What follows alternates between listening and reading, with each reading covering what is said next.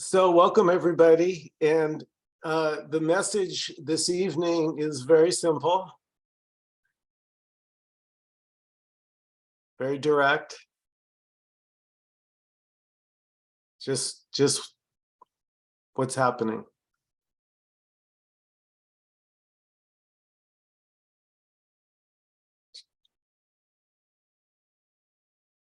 So that's really the entire the entire message is there's just what's happening.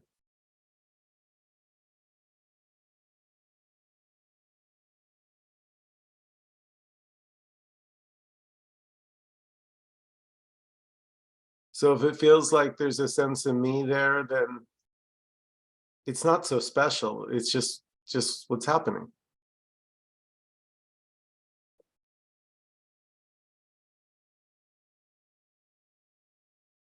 So as a seeker, I'm always avoiding what is because I have an agenda. I'm looking for something. I don't know what.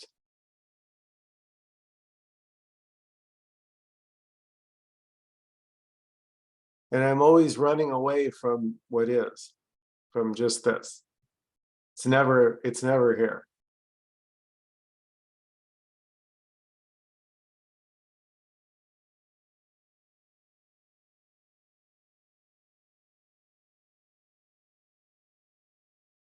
Because if it's here, then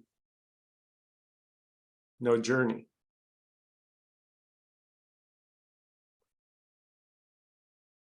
But there can be a sense of like really being invested in this journey. Like you would think, right? If someone said, well, the treasure is right here, you'd think you would be done.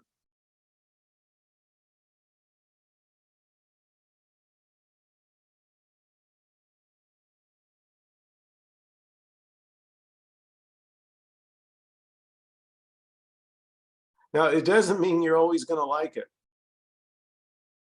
That's the problem. The me is looking for the what is that I like, the good stuff. But what we're talking about is what is. So what is can look like anything: pain, pleasure, confusion, anger.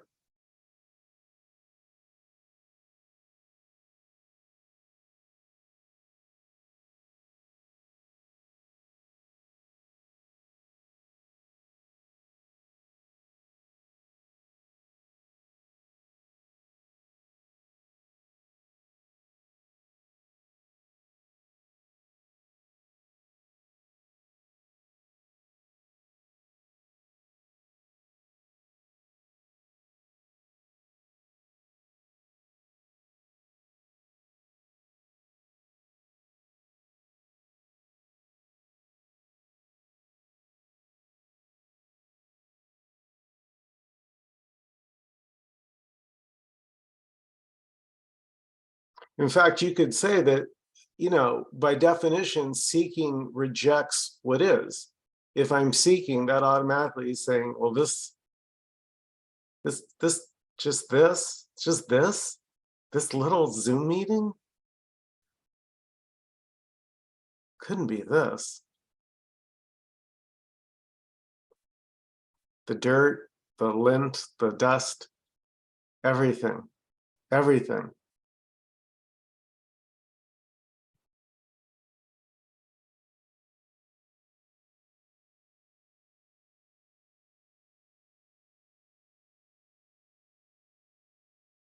So all is this is really just another way of saying no separation.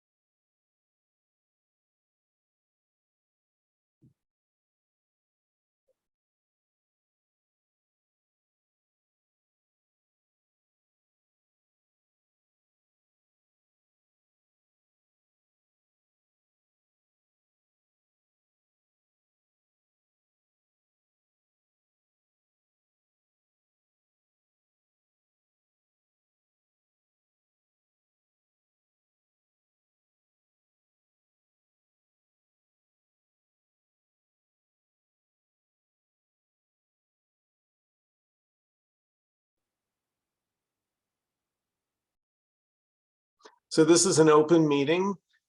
Everybody's invited to participate. So if you have a comment, question, please feel free to unmute and jump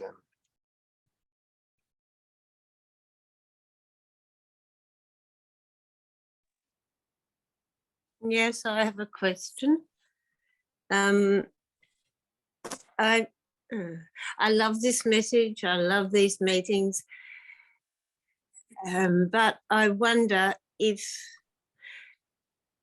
I've just exchanged what I used to believe for a new belief system. I wonder if I'm using it, the non-dual message, as a belief system. That's a whole lot better than what I used to, but I'm not sure that I'm on the right track with it. If I'm using. Yeah. Good. It's a good question.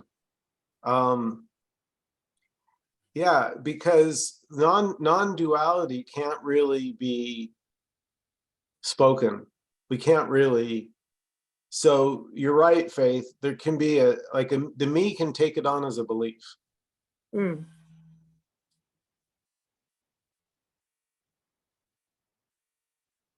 But the suffering kind of gives it away. Because I can sit here and go, it's all one, it's all one. Why did that asshole cut me off in traffic? It's all one, it's all one. That's just me cutting myself off. See, that doesn't work, right? Because that's just mental. You know, we're talking about a whole different animal.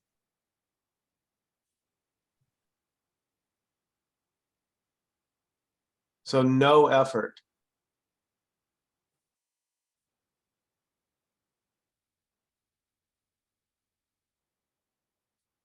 Right? To be what you are, Faith, what effort?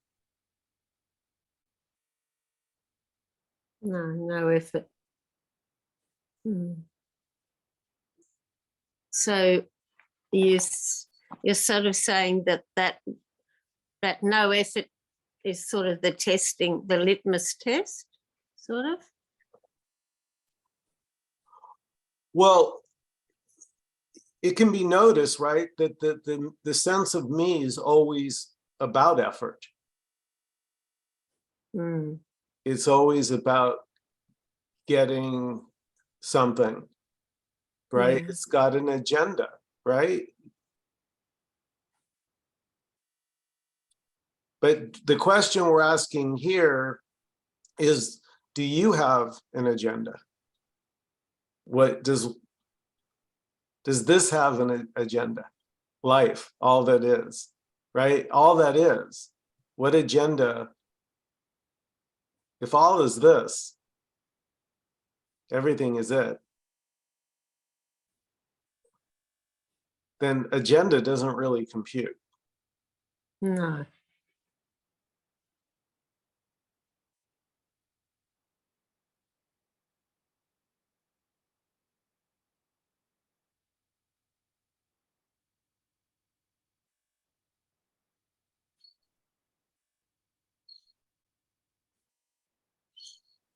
I suppose in a way, it doesn't matter if I am using it as a belief system, because everything's this. Yeah, actually, yeah. I mean, see, there just is no separate me anywhere. Not here, not there. Nowhere is there a real separate me anywhere, because there's no separation. So just because it feels like it doesn't make it so. Yeah.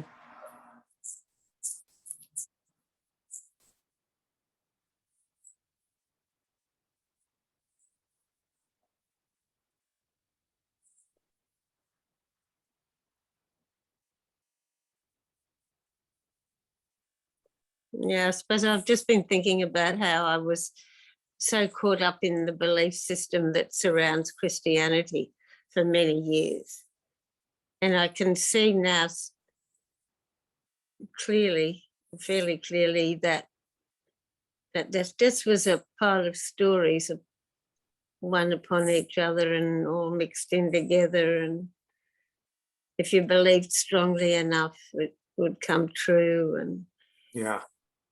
yeah, I Yeah. don't want to No, go back again. but Yeah. Faith, it kind of makes sense because in a way, Christianity has what all seeking has going for it is like that you got to earn it. You got to earn it. You got to put in your dues, and maybe not this lifetime, maybe another lifetime. Mm. And this whole idea that it's already the case, again, that's what Nkosi first said, and it rang true. It was, yes, of course. Mm.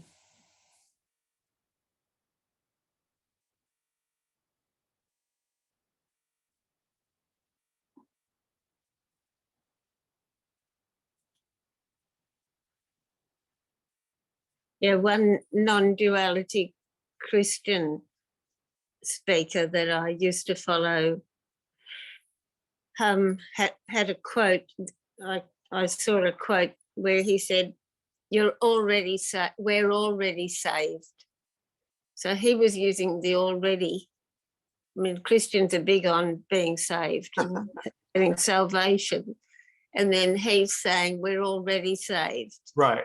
So the difference here, right, Faith, is here the message is there's nobody to be saved. Yeah. Yeah. It's an idea that I need saving, right? And I was there. I was a born again Christian too, not once but twice. So I had to be sure. Yeah. Me too. Yeah.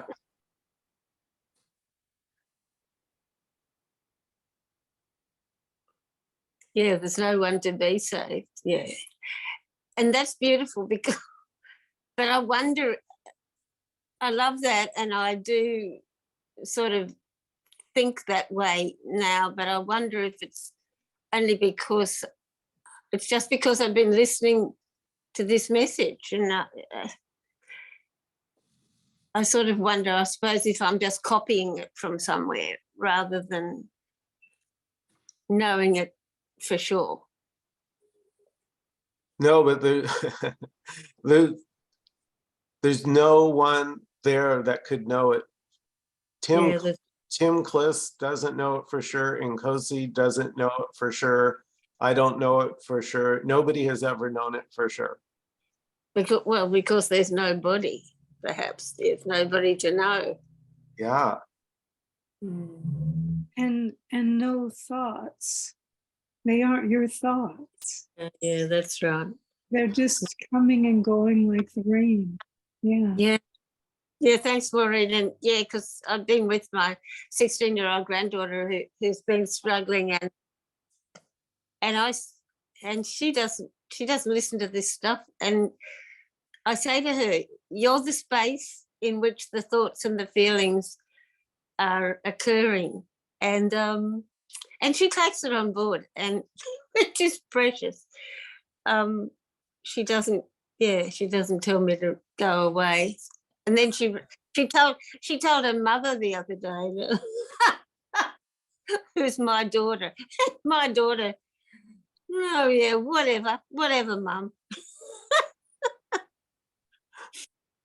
it's beautiful because I feel like I can almost see the heaviness lift off her. Maybe that's my imagination, but she's all caught up in things and worried about and guilty, feeling a bit guilty, and then when I say that to her, it's like, oh, yeah, breath of fresh air. What's so beautiful is you can't do it wrong. There's nobody to do it wrong. There's no, it's just dirt, lint, dust, everything. Yeah. Yeah. Michael, when you opened up this Zoom meeting And by the way, thank you for being there. I'm delighted to participate. And when you opened it up, I wasn't sure, were you asking people to identify themselves, or you just, that was not occurring? Because I was muted and I was blind also, the audio, video is off. Yeah, no worries. It's an open meeting, Michael. So feel free to, if you have something comes up, then it's here to be shared. So go right ahead. Oh, thank you. Yes, I'm grateful to be here. There are not many places that you can have this conversation where you can say nobody particular is here or speaking. But apropos of, was it, here you are, Faith, the screen moved. I was listening to your talk about having beliefs, maybe some Christian beliefs from your, but a helpful approach is self-inquiry among many avenues, is to ask the question, to whom is this arising, these beliefs? Who is having these beliefs? Rather than get into the quality of the beliefs, the nature of the beliefs, but to whom is it rising? And then it would be to me, but at that point, it's sort of like an old expression, separating the men from the boys or the women from the girls, where you really do enter the self or the heart, as many describe it. And you see that quality of the Maya, the belief, the residual separation, as you alluded to, Michael, the divisiveness and potential conflict. So it's a way, rather than thinking your way into it, it's asking the question where there really is silence and no answer. And the idea is to demolish the questioner, the presumer that has beliefs, or the identity that has beliefs of one sort or another, Christian or other. Who am I? To whom is this arising? What is, yeah, Thank you. thank you.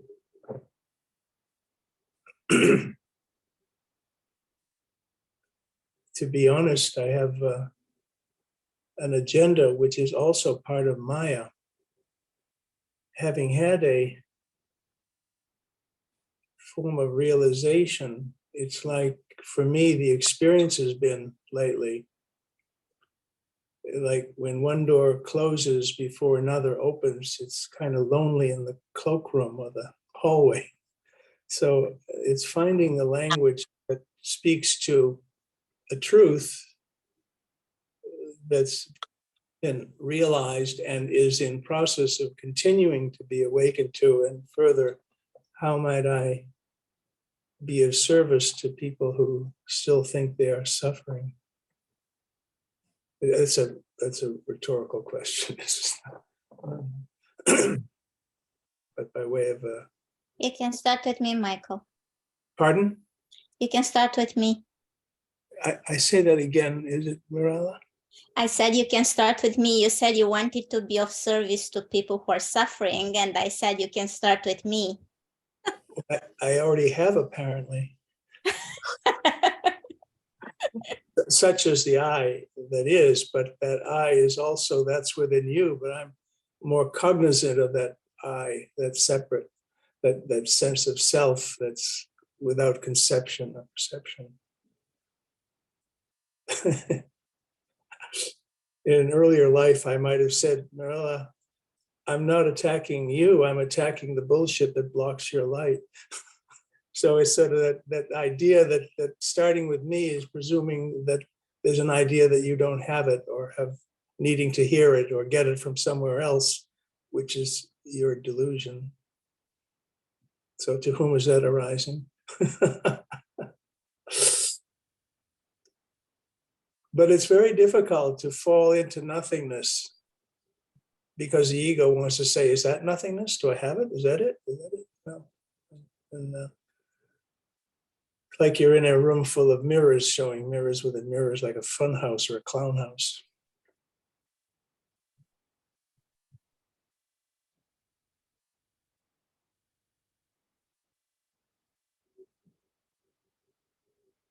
I'm guessing it's impossible to fall into nothingness. I mean, it's impossible. No, You no one, can't do it. no one And no falls. one falls into nothing. It's already there, always already there. Emptiness. It's the ultimate reality of the universe. But those are just words. So you either feel it or know it, and yet there's no one that knows it. You can't say, look, Mom, no hands on the handlebars, I'm driving the bike, because there's no one on a bike. There's no bike. There's no one driving it. There's no hands.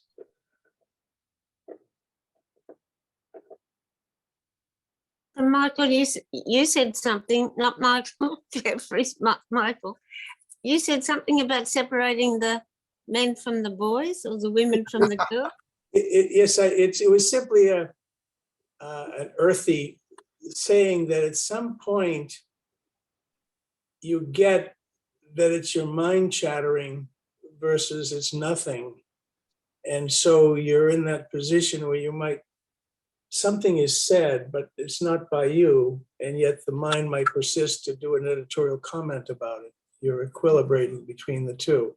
So the boy is still there who wants to show, look how clever I am. And then there's the quote unquote, the inapt and not quite accurate, the man, someone who says, I am no thing. And there really is no thing. It's not bravado. There's nothing there. And you believe that person because you see that he or she is emptiness personified, the divine person. These are words, but that you know that they have something to say.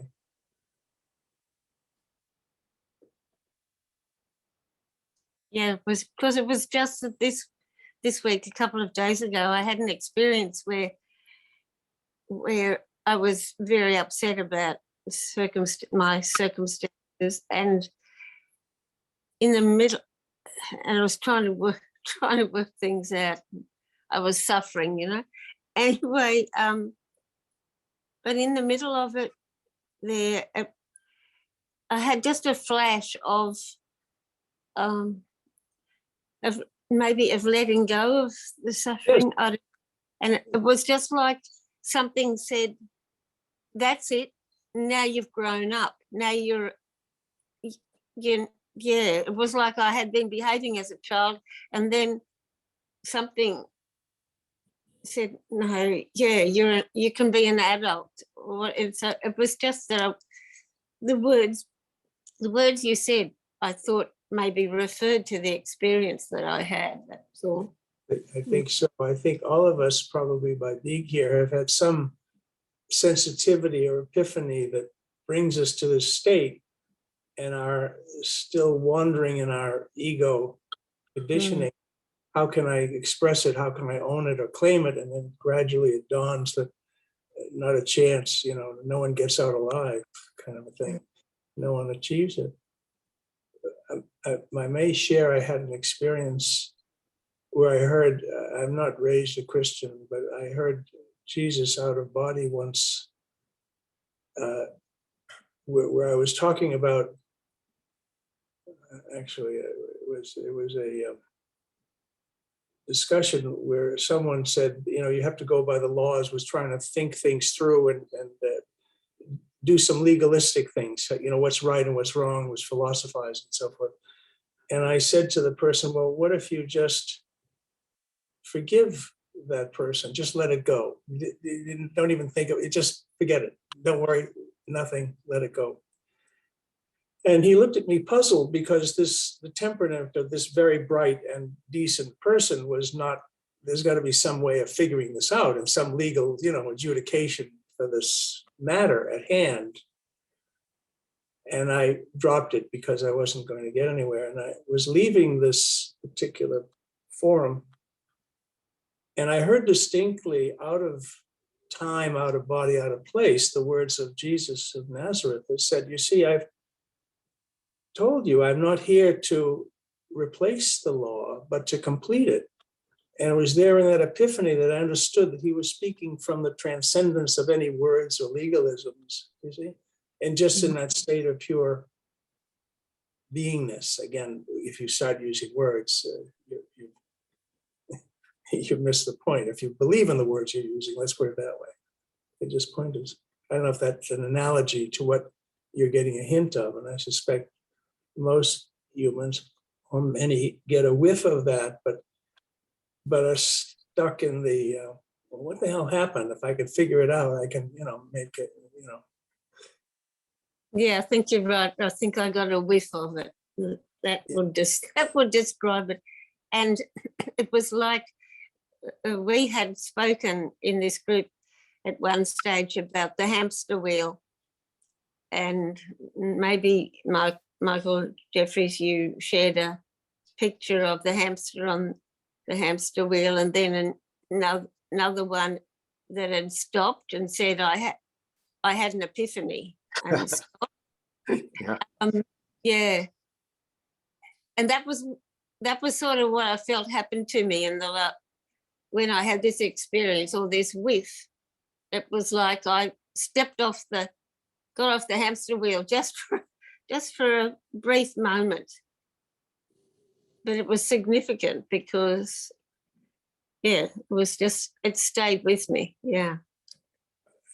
I think that those moments of transcendence or sadhana, or bliss, it sort of carries us on. We become, from an ego point of view, addicted to it, and we want more and more. And suddenly we see that more and more as our truth unfolding.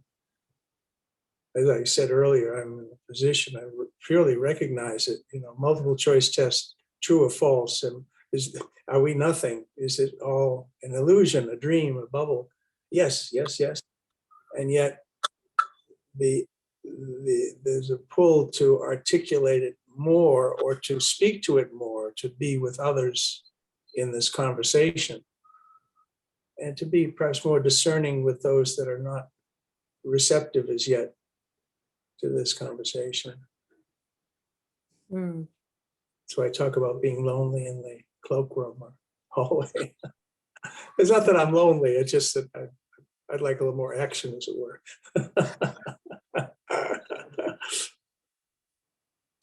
Yeah, I can identify with being lonely in the cloakroom.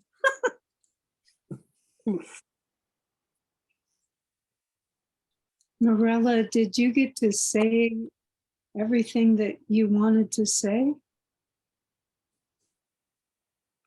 Oh, hi, Maureen. Well, the me here has a lot to say, but I'm not letting it because it's just bullshit. Because of what? It's bullshit what it wants to say. No, okay, so now that you prompted me, I'm just going to say the first thing that comes to mind. So here it is. I hear now over and over that there is no me, that there is no me, and already. And what's felt here is that the sense of me exists, appears. Not that it exists as an entity, but it appears. It's not a me as an entity, but there is a sense of me, because there is a difference between what's appearing here, which is confusion when I hear some of these words, and what's appearing there to some of you, where there's clarity when there's some of these words. So it seems that me has an effect on the appearance. This question wouldn't come up if there wasn't a sense of me here. So this question comes from a sense of me that's present here and is not present there. So if I can speak a little bit about that, about the me versus non-me. So the sense of me appears. Is that true or not? Well, I'm curious about whether when the sense of me appears versus the clarity appears, does it feel, is there some idea that there's right and wrong, that if it goes this way, it's getting somewhere. If it goes this way, it's not getting somewhere, or there's something to do to make things better or to get it. Like, is that part of what's going on? If I may say, one thing that I think it could be a sign that if you're feeling more peaceful, that could be a sign that you're going the right place, because what you truly are is peace itself. It's silent. It's nothing. It can never judge. It can't judge because it knows no one else to judge. It only knows itself. And see, I actually, is it Shirley? Like, Yeah. I realized that wasn't, when I asked that, Marilla, that wasn't my intent to say. Oh, I mean, my intent is to say there isn't any right or wrong. There isn't anything to do to get it. There's no stages. There's no progress. It's fine that we talk that way, but it's just illusion. I mean, it isn't operating from good and bad, yes and no, right and wrong. Try this and you'll get there and you'll be better.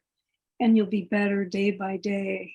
Because there isn't any time, there isn't any cause and effect. And again, nothing wrong that we talk that way. It's how we talk as human beings. Like that, as Nkosi says over and over, that is this too.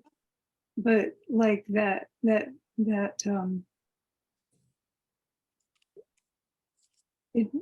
that's just all this too, everything together. I mean, yeah, but I don't think it's progression or, no. You're, state. it's already complete. Right. There's right. no, there's nothing to do.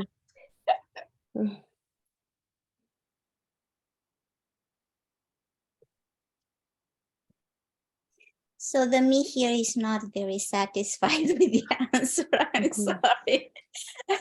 So the me is coming back and is asking this.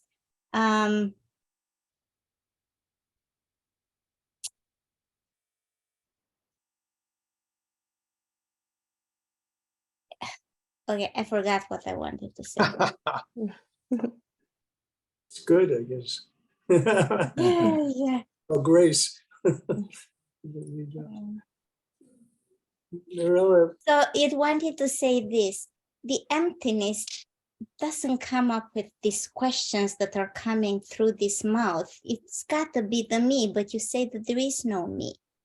well, So the absolute can't possibly ask these questions that I'm asking right now, because they are not reflecting the truth.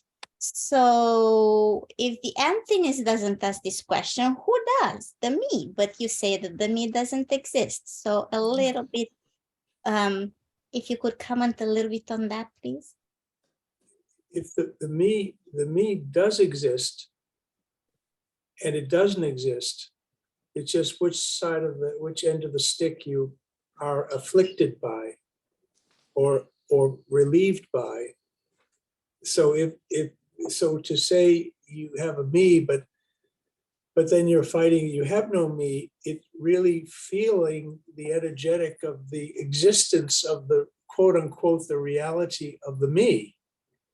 And again, that's what the self-inquiry was, to whom is this fuss about having a me and not having a me and I'm nothing. This whole circular reasoning is to step outside, let's say spiritually, metaphorically, outside the box of the mind, because the Maya, the mind, the conditioning is clever. You're in a box where you're fighting, well, I'm told I don't have a mind, but I do have a mind. I feel I have a mind. And you have to get an overall impression of the body mind, of the experience of that dilemma. Does that make sense? In other words, do you, or you would say to yourself, do I have an overall impression of this body mind quality, the quality I am?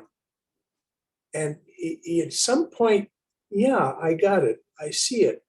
And that which is observing it is the self, but you're still wrestling with the identification to that self, which is very powerful. It's like grease under your fingernail or grit in your eye. You really, don't tell me I don't have grit in my eye or grease under my fingernail. This is annoying as hell.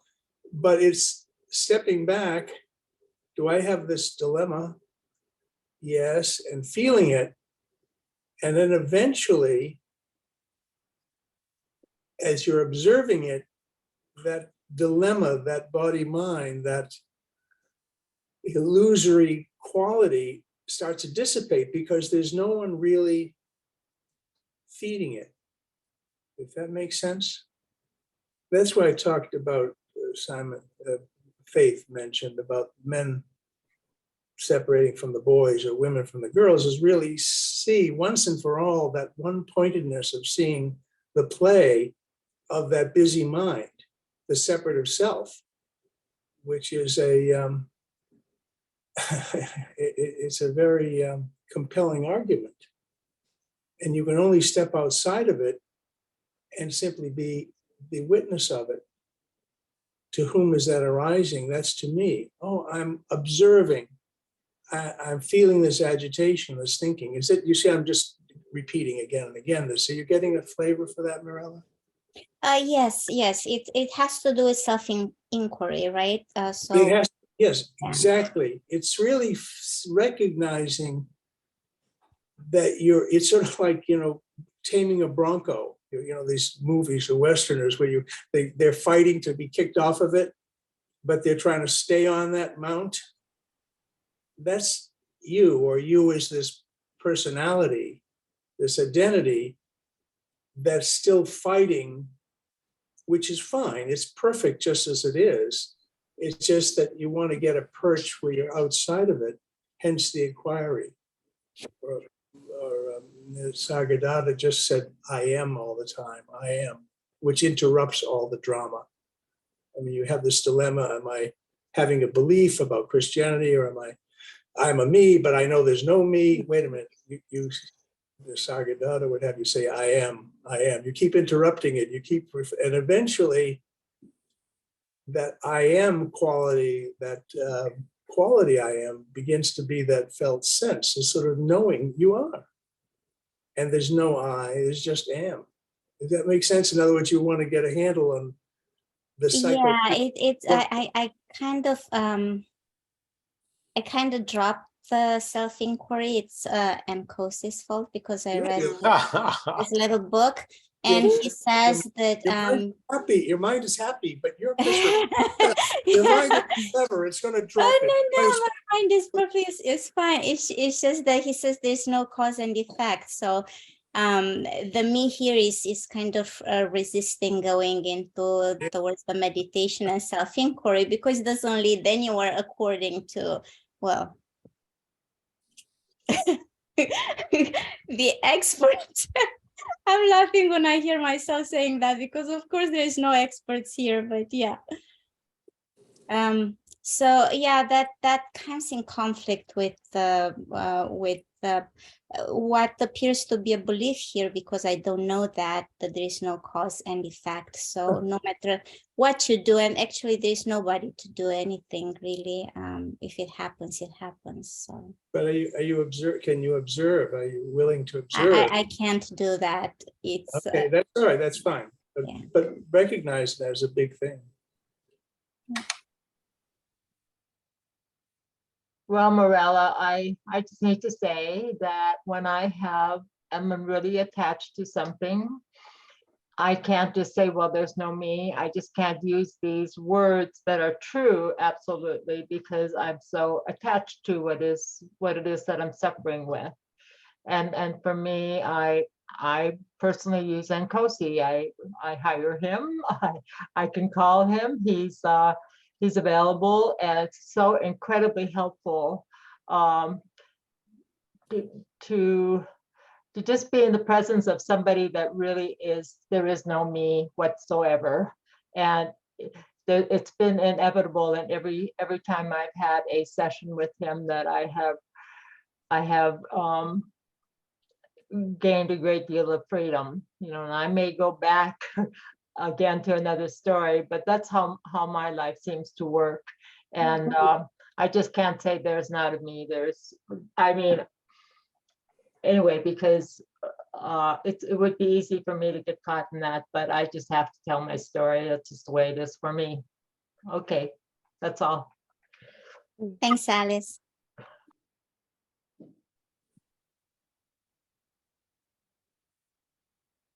And Michael, thank you, Michael, too. Yeah, thank you. Hey, Nkosi, welcome. Hello, Michael. Hello, everyone. Hi there, Nkosi. Hi there, Michael. Hi there. Hi, Michael. Nice to meet you.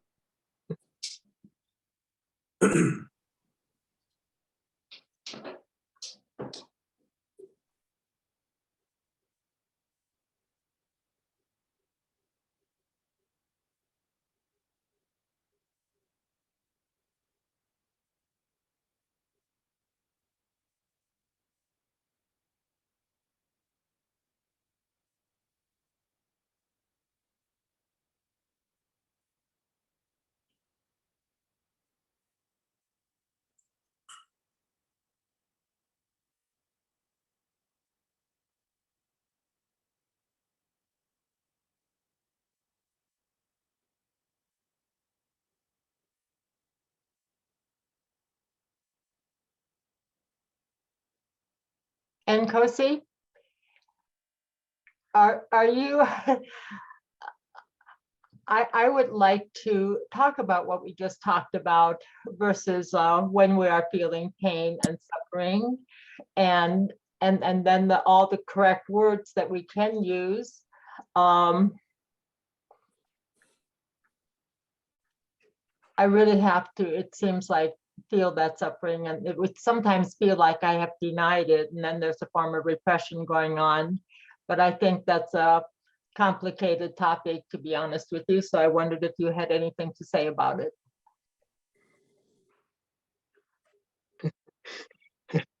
Yeah, beautiful.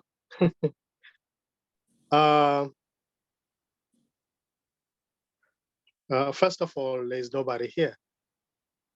There's just everything. There's just this. You can call it spaciousness, wholeness. You know, it doesn't even matter. You know, because it's already nameless, formless, and empty.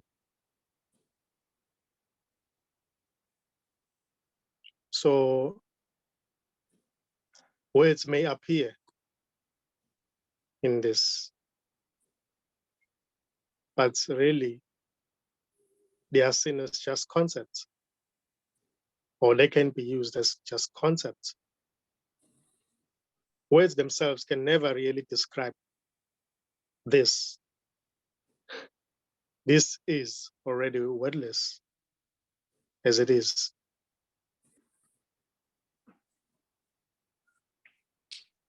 So here, there's just everything. There's just everything. There's nobody here who's suffering. There's nobody who's searching. There's no doer of anything. There's just this. And the you who is searching is just this, everything searching. So what seems to be the me can never really get anything or find anything because it doesn't really exist. It's just wholeness appearing as that. So there's nowhere to get to. There's nothing really to be done here. It's just wholeness appearing as somebody who's asking a question, wholeness appearing to give an answer, searching, thinking, wondering.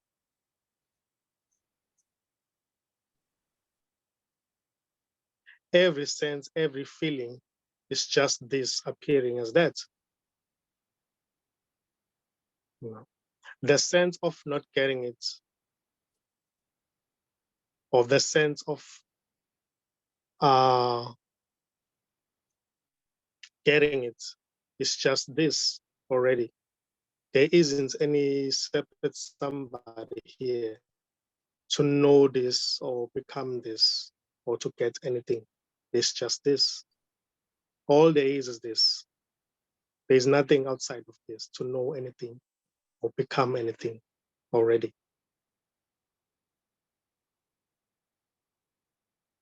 And this right here doesn't say the other. It says itself. So it doesn't really mind what's happening. You know, there may be question arising, answer being given. Somebody who's not getting it.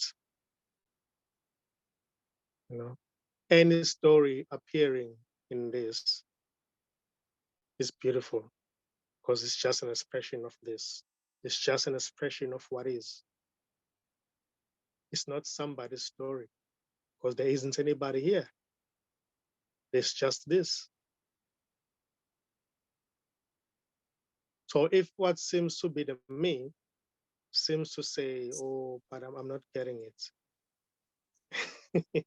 It's also this appearing as that.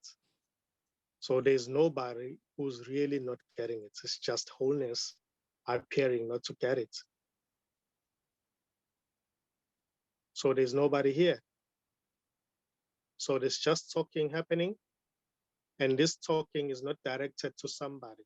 This is just talking. These are just words, or these are just sounds that they were given meaning.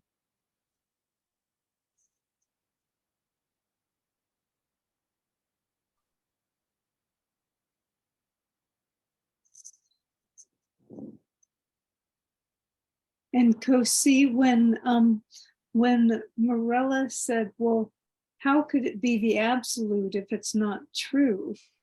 Morella, is that what you said? How could it be the absolute if it's a lie? Is that Yeah, what you that's true. Yes. Yeah, so I mean, I think you've talked before about unconditionality, about how this is unconditional. I wondered, would you talk a bit about that? It doesn't have any conditions. Yeah, it doesn't really have any condition. It's unconditional love, you know. It has no limitation. It has no limitation. It may appear as anything, you know. It may swear. It may appear as somebody who's angry. It may appear as somebody who's not getting it. It may appear as somebody who's about to get it. So really, here it is seen that all is this. No matter which shape or form it may appear to be, it's just wholeness appearing as that. The sound that is being made right now is just wholeness. The thinking, waiting, expecting, listening, wondering, searching, giving up, not giving up, is just this appearing as that. There isn't anybody here to know anything or to possess anything. And there's nobody to have life. It's just life.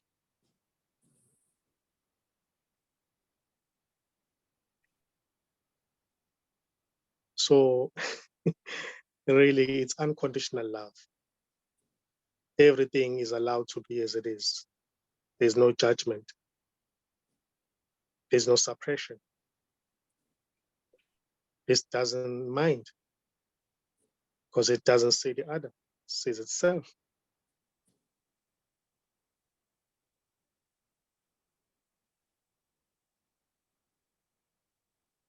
And this is not a human being. It can never really be pointed to, because even what seems to be the one who's pointing to it is already it. The one who seems to think about it is already it. The one who's not getting it is already it. The one who's getting it, it's just these two. So anything may appear here. A question may appear, an answer may appear, suggestion may appear. It doesn't really matter, because everything is this.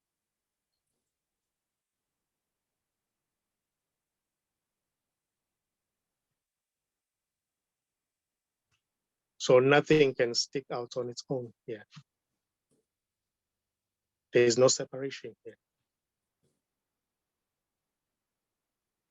Even what seems to be an imaginary separation is just everything appearing as that. There is no escape. No one outside of this. No one to know this and become this. No one to get anything. And no one can be misled here.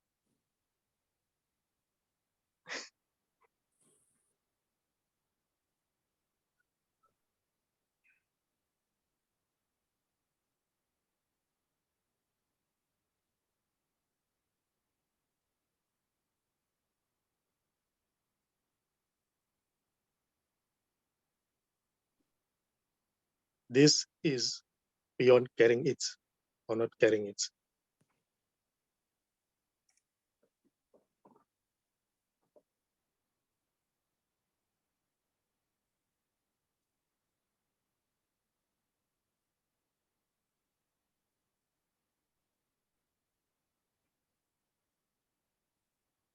So this is everything.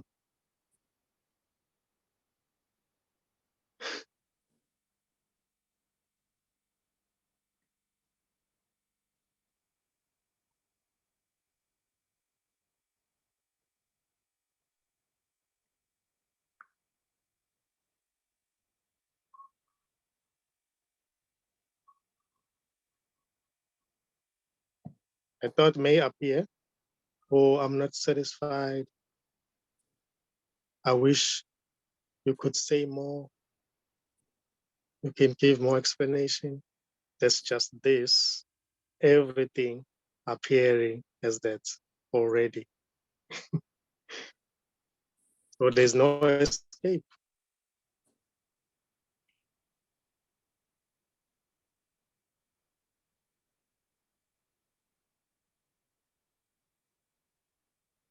So this is beyond death and birth.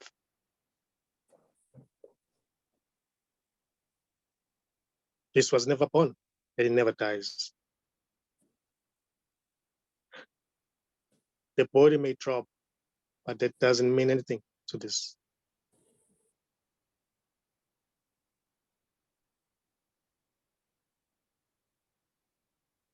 So there's nobody to have life here. It's just life. Expressing as everything.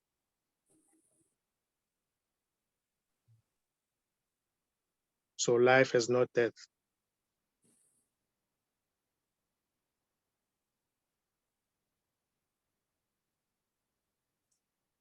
This is genderless.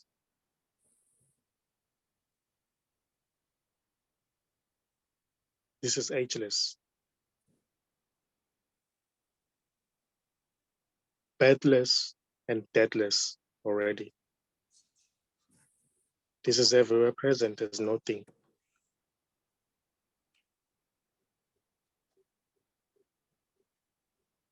So the one who's pointing to it is already it. So there's no pointing to anything. It's just this.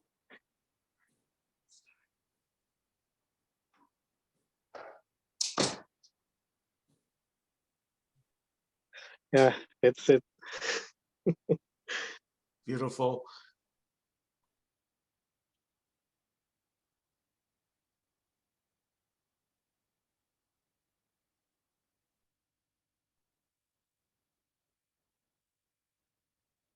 Any last comments or questions before we close out this evening? Thank you very much, and thank you for hosting this, Michael. It was lovely being here with you all and hearing you all, even though you're nothing at all. As Nkosi says, life, just life, everlasting life. It was my treat. I enjoyed it. I'm very grateful for it. Thank you. Thank you. I have to admit I had to scramble a little bit to find the me after Nkosi spoke. For some reason, my amiga dissolves when you speak Nkosi. I don't know what it is, but yeah, thank you so much. Thank you. Thank you, everybody. Each and every one of you so very much for coming. We love and appreciate all of you. Nkosi, brother, no words. Have a good night, everybody. Thank you. Bye. Bye-bye.